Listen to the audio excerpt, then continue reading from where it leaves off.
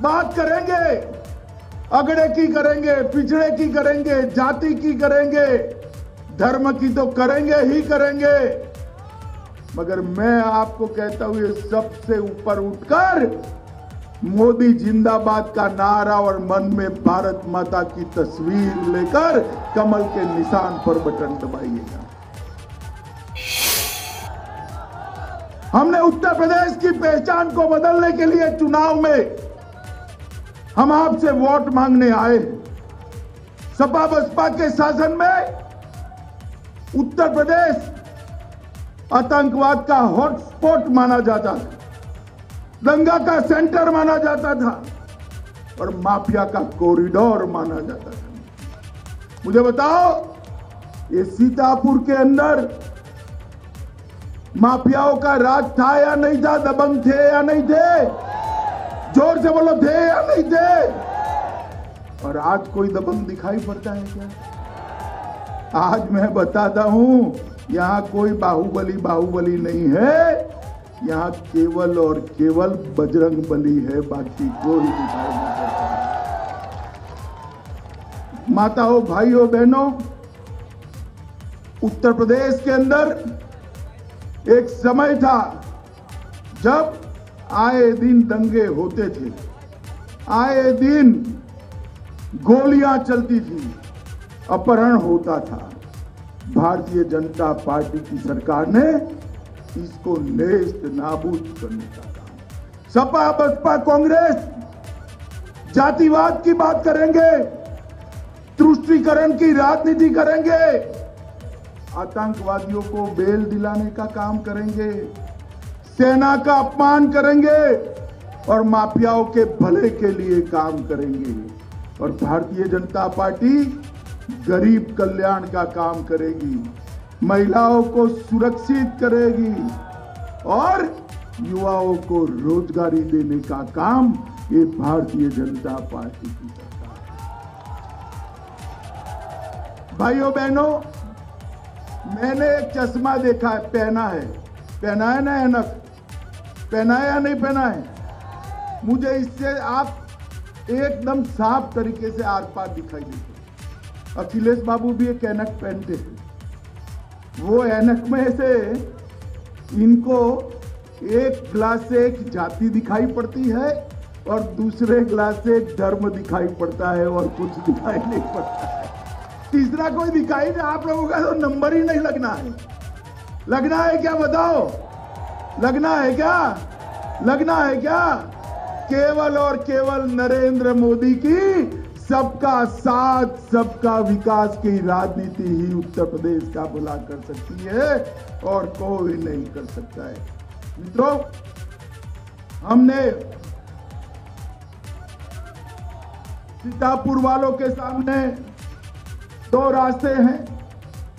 एक रास्ते पर घोटाले के गड्ढे हैं, उसी रास्ते पर परिवारवाद का स्पीड ब्रेकर है, उसी रास्तों पर माफियाओं का टोल टैक्स वसूली करने का एक स्टैंड भी आया है और गरीबों और महिलाओं को वो रास्ते पर नो एंट्री है।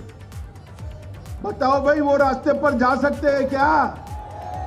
जिस रास्ते पर घोटाले के गड्ढे हो, परिवारवाद का स्पीड ब्रेकर हो, माफिया की टोल वसूली हो और गरीबों और पिछड़ों का एंट्री ही न हो, वो रास्ता यूपी का भला कर सकता है क्या? चिंता मत करो, एक ही रास्ता नहीं है, दूसरा रास्ता भी है। दूसरा रास्ता गरीब कल्याण और सबका साथ सबका विकास का रास्ता है। माताओं, भाइयों, बहनों, उत्तर प्रदेश के अंदर हमारे मुख्यमंत्री योगी आदित्यनाथ जी ने 42 लाख आवासों का निर्माण कर गरीबों को घर की सुविधा देने का काम किया। 1,67,00,000 माताओं को गैस का सिलेंडर देने का काम हमारे प्रिय नेता नरेंद्र मोदी जी ने किया है। माताओं, भाइयों, बहनों, अंत में मैं आपको दो बात केंद्र सरकार की भी पूछना चाहता हूं। कि इतने सारे युवा बैठे हैं, मुझे बताओ भाई, ये कश्मीर जो है वो भारत का अभिन्न अंग है या नहीं? जोर से बोलो जरा, है या नहीं? तो मोदी जी हमेशा के लिए कश्मीर को भारत के साथ जोड़ने के लिए धारा 370 हटाने का बिल लेकर आए 5 अगस्त 2019 को। तो अखिलेश बाबू खड़े हो गए और मुझे कहा, मैं ही बिल पायलट कर रहा था, मुझे कहा गृह मंत्री जी अगर धारा 370 हटाई तो देश में खून की नदियां बह गई। अरे अखिलेश बाबू, किसको डराते हो भाई? हम नहीं डरते आपसे। मोदी जी ने 5 अगस्त 2019 को धारा 370 और 35A को उखाड़ कर फेंक दिया और हमारा कश्मीर भारत माता का मुकुट मणि हमेशा के लिए भारत के साथ जुड़ गया। और अखिलेश बाबू सुन लो, इस सीतापुर की पवित्र धरती पर खड़ा रहकर मैं कहता हूं, खून की नदियों की बात करते थे, किसी की कंकड़ चलाने की हिम्मत नहीं हुई है भाई। अखिलेश बाबू, हमें डराओ मत। आपका राजनीति ही आतंकवाद और दंगों के आधार पर जुड़ा है। हमारी राजनीति देश की सुरक्षा और यूपी की जनता की सुरक्षा के साथ जुड़ी है। 10 साल तक, 2004 से 2014 तक 10 साल तक सपा बसपा के समर्थन से कांग्रेस की सरकार चलती थी या नहीं चलती थी? आए दिन पाकिस्तान से आए दिन आलिया मालिया जमालिया घुस जाते थे और हमारे जवानों के सर काट कर, और मनमोहन सिंह जी के मुंह से ऊप नहीं निकलती थी।